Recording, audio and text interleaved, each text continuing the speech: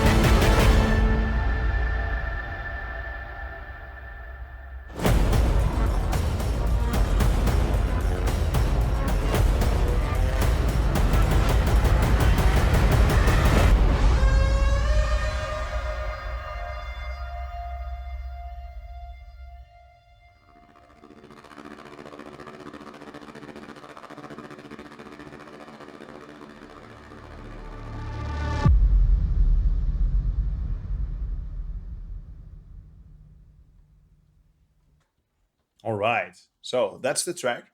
Um, and let's first go into structure.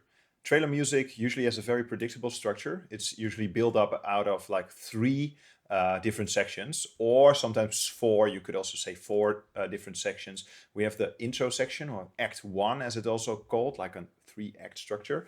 Act One is all about like setting the tone of the track, You don't have to go in with all the big guns yet and all the ostinatos and all the different patterns and rhythms, but you set the tone with synthesizers, with maybe orchestral elements. The instruments don't really matter, but it's like it's a low energy section, just setting the tone of this track. What is this track going to be all about? And you, like, the listener is going to a different universe here, the universe of this track or of the film or of the video game.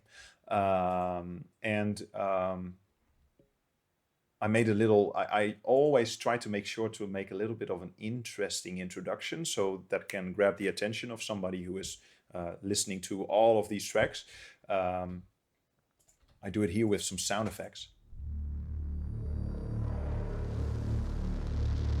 And then I introduce what is called a signature sound. A signature sound is like kind of like the element, the instrumental element that that sticks out for your track. That's really the defining sound of your track. That little element that makes your track recognizable. You could call it a hook as well. And this is how it starts. And I picked some sounds from a Keep Forest library. Keep Forest is a library company who are specialized in all kinds of sounds for trailer music. And this little sound keeps coming back throughout the track. Not so much that it is repetitive. I also change the sound a lot with different plugins and different sound design elements, and make it bigger, layer it with more different instruments. And in the end of the track, it also comes back once more.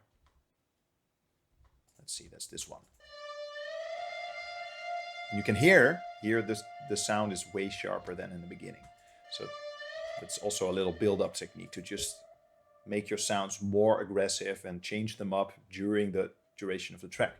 But back to the structure, that's part one, setting the tone. Then we usually have a little bit of a break. And after the break, we are building the pace of the track. So I did that in this track by introducing an ostinato played with strings. I added some high percussion elements as well.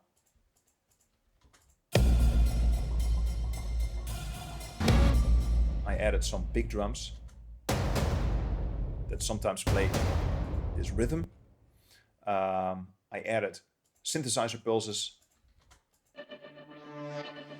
bass pulses, all kinds of things like that. And we want to build the bass here. The bass has to continue to grow as well, continue to develop. What I did here, for instance, I layered the high string ostinato with a low string ostinato. And then in the second half of this second act, I also added in some swelling bass chords. And there's a reintroduction of the signature sound as well. Now, this time higher than that we heard it in the first act. I added some extra pulses here. Here also an extra pulse.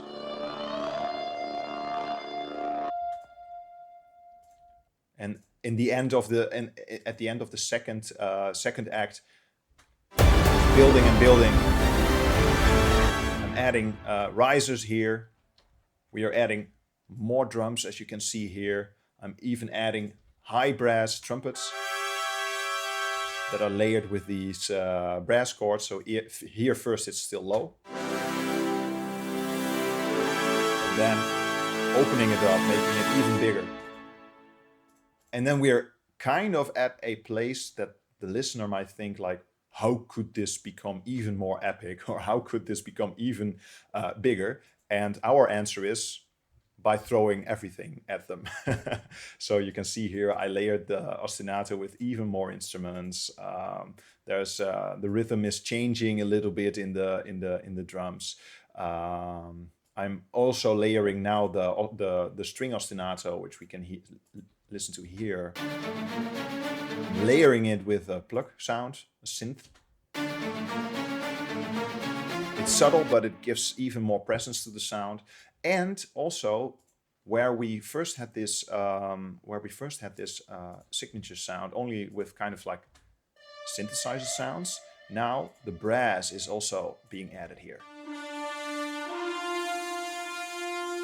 And as you can hear, the melody changes a bit. We are developing it. But it is still pretty simple. I once heard the saying that trailer music is 20% composition and 80% music production. So we don't want to create a very elaborate, complicated, but maybe beautiful theme where the melody changes a lot. No, that's not. That's more like maybe a main title of a film or a main title of a series or a main title of a video game. But here in trailer music, we want to keep it very simple, and our aim is just to make something that's very big and very well produced. Yeah, so that's Act 3. Act 3 is really like giving it all. And then in the second half of Act 3, I'm even growing it a little bit more here by adding some string chords, marcato string chords, and also layering the melody of the brass and the synthesizers with strings. So it becomes even bigger. And then at the end of this section,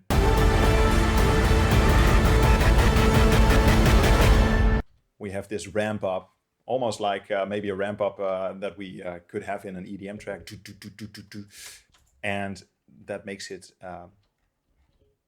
it massive. And now we have an Act 4 where we just drive home our main statement. And in this case, the publisher asked me to ramp it, to not just present this last signature sound, but to ramp up to it with this drum. Yeah, with the hits and the drums and the percussion.